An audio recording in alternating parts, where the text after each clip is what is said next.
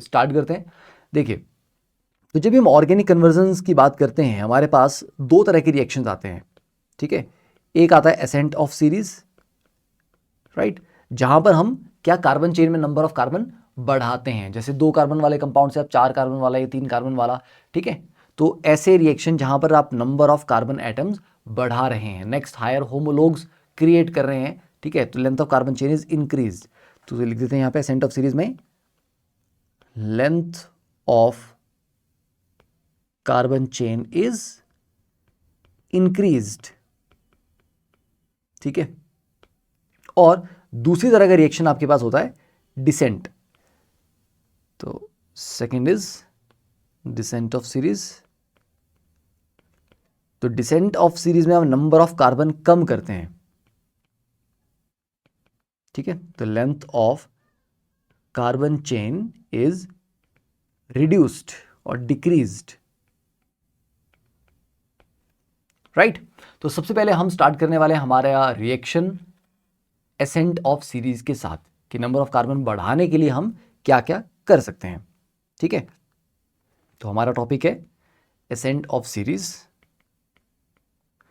तो बच्चों, ascent of series करने के लिए वैसे तो देर आर डिफरेंट रिएक्शंस, कुछ रिएक्शन स्पेसिफिकली ये काम करते हैं, and there are some very general reaction जो काफ़ी जगहों पे आप इस्तेमाल कर सकते हो। जैसे देखो, कुछ रिएक्शन तो ऐसे जैसे कंडेंसेशन हो गया, कंडेंसेशन में नंबर ऑफ कार्बन हमेशा बढ़ते हैं, है ना, कार्बन चेन नॉर्मली बड़ी होती है, पर वो किस तरीके से बड़ी हो रही है वो उस पर हमारा उतना कंट्रोल नहीं रहता, राइट।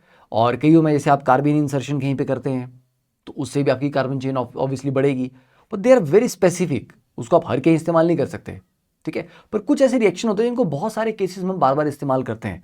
जैसे असेंट ऑफ सीरीज के लिए एक मैं कॉमन आपको एग्जांपल दूं, वुड्स रिएक्शन।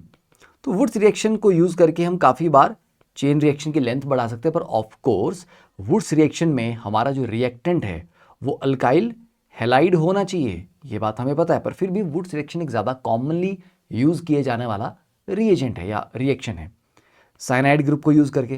क्योंकि जब आप साइनाइड ग्रुप यूज़ करते हैं कहीं पर भी, ठीक है, तो साइनाइड की रिडक्शन से क्या बन जाता है CH2NH2, और साइनाइड का हाइड्रोलिसिस कर दो तो कार्बोक्सिलिक एसिड बन जाता है। तो साइनाइड ग्रुप को इंट्रोड्यूस करके भी आप कार्बन चेन की लेंथ बढ़ा सकते हैं। देन ग्रिग्नार्ड रिएजेंट को यूज़ करके भी आप कर सकते हैं, ठीक है। तो ये 3 ऐसे कॉमन रिएजेंट्स हैं जिनका इस्तेमाल ज़्यादातर किया जाता है, ठीक है। तो इसको हम लिख लेते हैं, या चलिए इसको इतना डिटेल में क्या डायरेक्टली मैं इसके रिएजेंट ही लिखता हूँ। तो एसेंट ऑफ सीरीज में नंबर 1 आपके पास आ गया Wurtz reaction,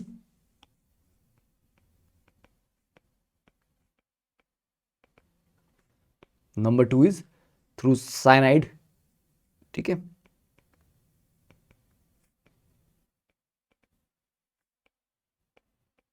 introducing cyanide, and third is through Grignard reaction.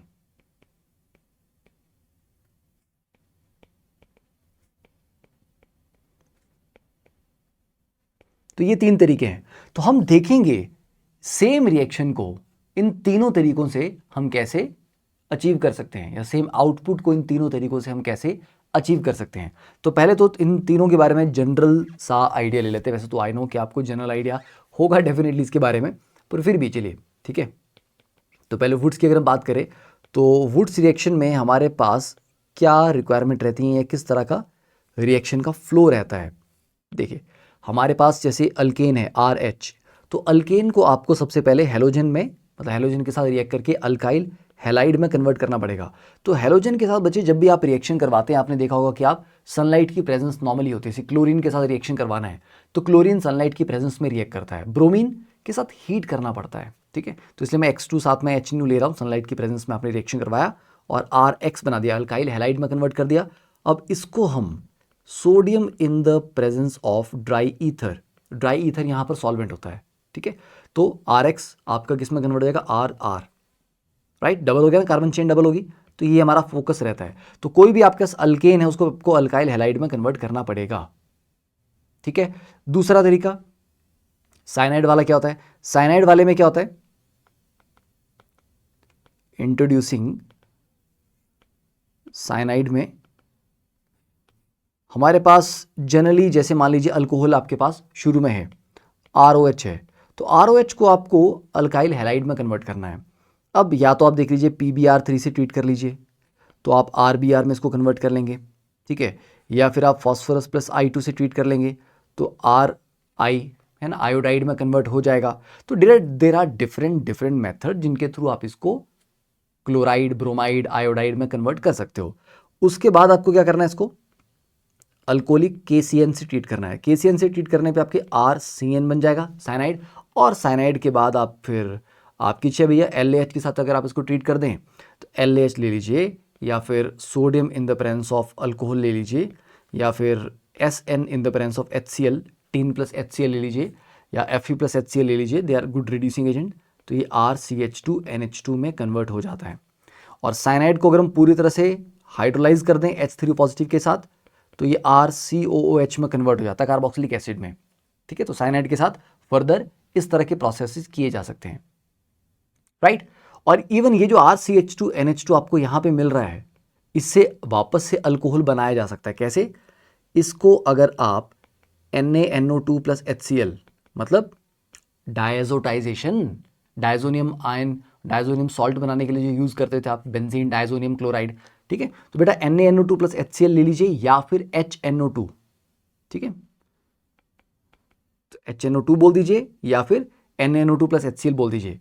तो इससे जब आप इसको ट्रीट करते हैं तो ये जनाब डायरेक्टली RCH2OH में कन्वर्ट हो जाते हैं। मतलब जो आपका NH2 ग्रुप है वो हट जाएगा, क्योंकि वो N2 बन के नाइट्रोजन गैस एक अच्छा लिविंग ग्रुप बन के बाहर निकल जाएगी, और बाकी का जो पार्ट है, मतलब पीछे, वो बन जाएगा आपका कार्बोकेटाइन, उसके ऊपर वाटर अटैक करेगा। तो सिंपल सी बात याद रखें कि 1 डिग्री अमीन को डायरेक्टली 1 डिग्री अल्कोहल में कन्वर्ट किया जा सकता है bye reacting with NaNO2 plus HCl या HNO2 के साथ, राइट। तो ये भी चीज़ याद रखनी है, इसको हम काफ़ी बार आगे इस्तेमाल करेंगे। अब थर्ड मेथड देखते हैं हमारे पास। तो थर्ड मेथड है बाय यूजिंग ग्रिग्नार्ड रिएक्शन। तो यूजिंग ग्रिग्नार्ड रिएजेंट,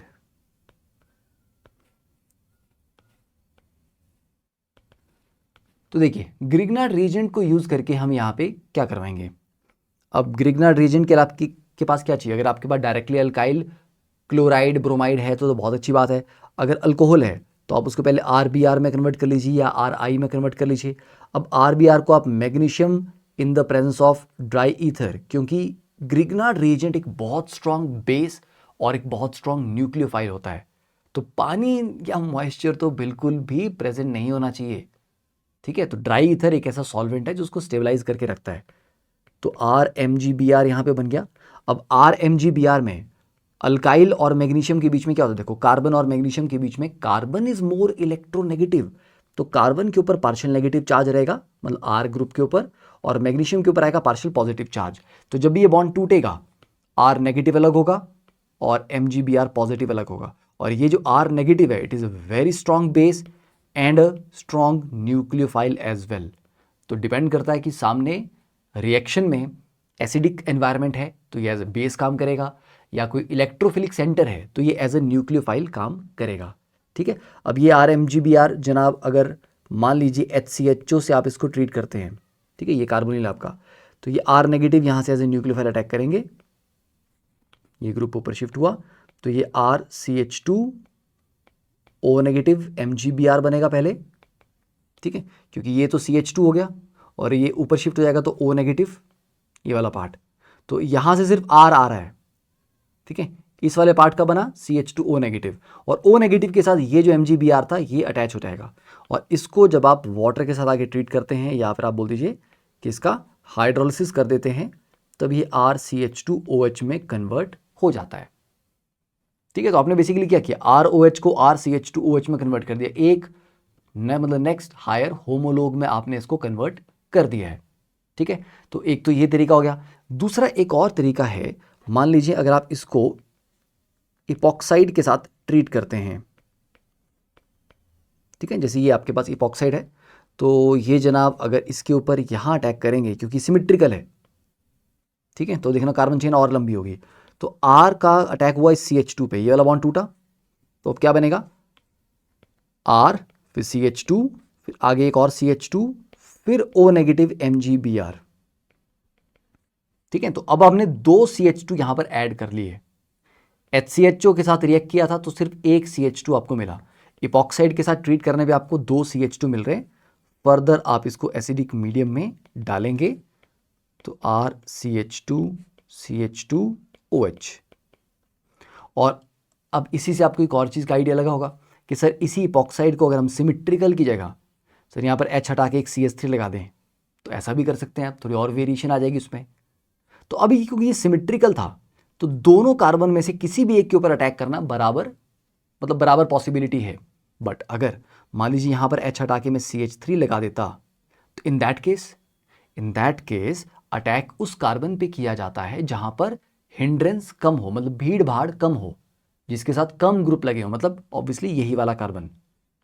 ठीक है, तो अगर अनसिमेट्रिकल इपॉक्साइड हो तो हमेशा लेस सब्स्टिट्यूटेड या लेस हिंडर्ड वाले कार्बन पे ही अटैक होता है, जिसके साथ कम ग्रुप अटैच्ड होते हैं।